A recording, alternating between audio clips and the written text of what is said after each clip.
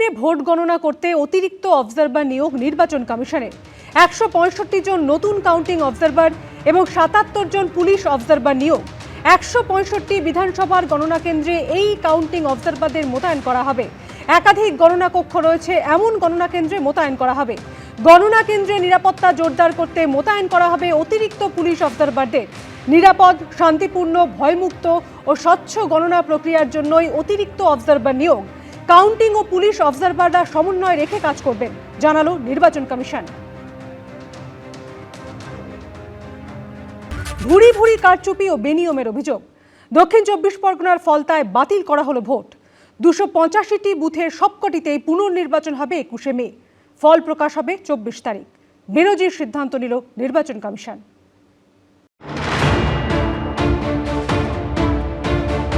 পশ্চিমবঙ্গের বিধানসভা নির্বাচনে আরও এক নজিরবিহীন ঘটনা। বাতিল করা হলো দক্ষিণ 24 পরগনার ফলতা বিধানসভা কেন্দ্রের ভোট। 29 এপ্রিল দ্বিতীয় দফায় ভোট হয় এখানে, কিন্তু কারচুপির অভিযোগে পুরো বিধানসভা কেন্দ্রেই পুনর্নির্বাচনের দাবি জানায় বিজেপি। শনিবার নির্বাচন কমিশন জানালো, গোটা ফলতা বিধানসভা কেন্দ্রে ভোট বাতিল হচ্ছে। সেখানে পুনরায় ভোট হবে 21 মে, ফল ঘোষণা হবে 24 মে। শনিবার এই মর্মে নির্দেশিকা জারি করল নির্বাচন কমিশন।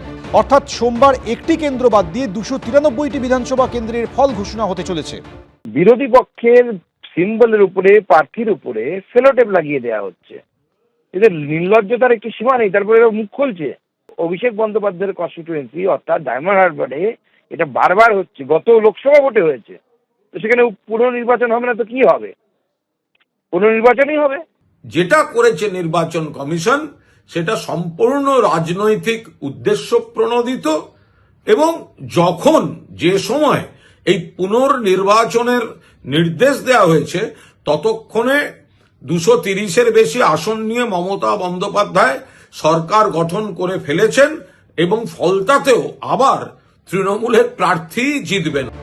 ভোটের দিন ইভিএমে টেপ লাগিয়ে রাখার এই ভিডিও সোশ্যাল মিডিয়া পোস্ট করেন বিজেপির আইটি সেলের প্রধান অমিত মালব্য। ফলতায় পুরো রিপোল হবে। অনিয়ম হয়েছে বলে দুদিন ধরে স্কুটিনি করে সিদ্ধান্ত নিয়েছে।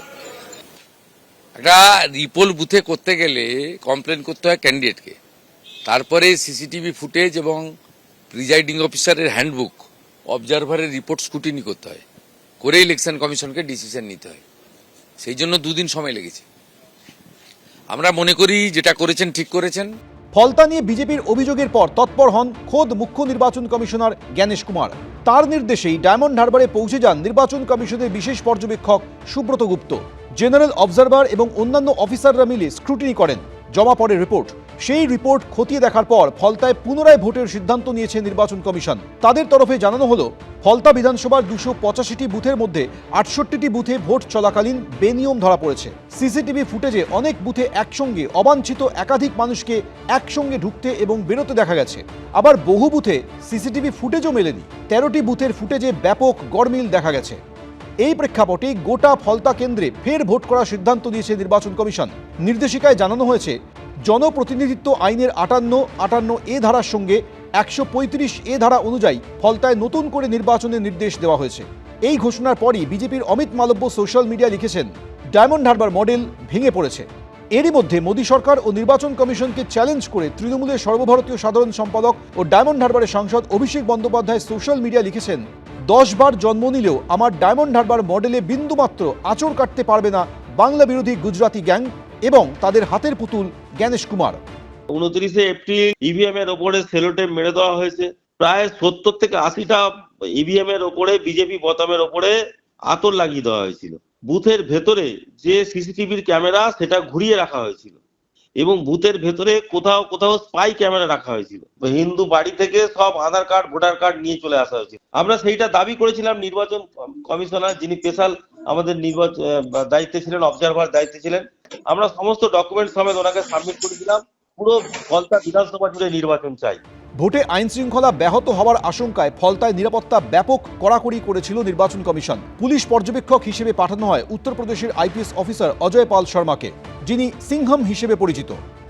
आसपास के जितने भी लोग हैं अच्छी तरह से समझ लें कि अगर किसी ने बदमाशी करी तो उनका कायदे से इलाज किया जाएगा। फिर अगर कहीं से खबर आ गई कि किसी ने कोई खुराफात करने की, किसी को परेशान करने की कोशिश की है तो फिर उसकी खबर फिर अच्छे से लेंगे हम। ये जहांगीर के घर वाले भी खड़े हैं, उसको बता देना कायदे से। ये बार बार जो खबरें आ रही हैं कि उसके लोग धमका रहे हैं, तो फिर अच्छे से खबर लेंगे, फिर बाद में रोना पछताना मत। এবার সেই ফলতাতেই কমিশন পুনর্নির্বাচন ঘোষণা করায় কটাক্ষ ছুড়ে দিয়েছে তৃণমূল। আপনাদের বজ্রগাটুনি কি তাহলে ফসকা গেরো?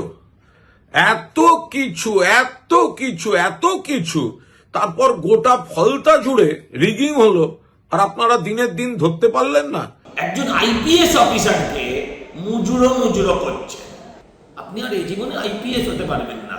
তাই মুজুরো সিংহম কি করলো তার উত্তর চোরকুনালকে দিতে হবে, এর কোনো বাধ্যবাধকতা নেই।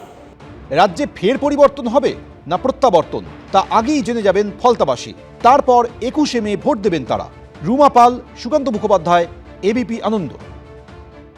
এবিপি আনন্দ, এগিয়ে থাকে, এগিয়ে রাখে।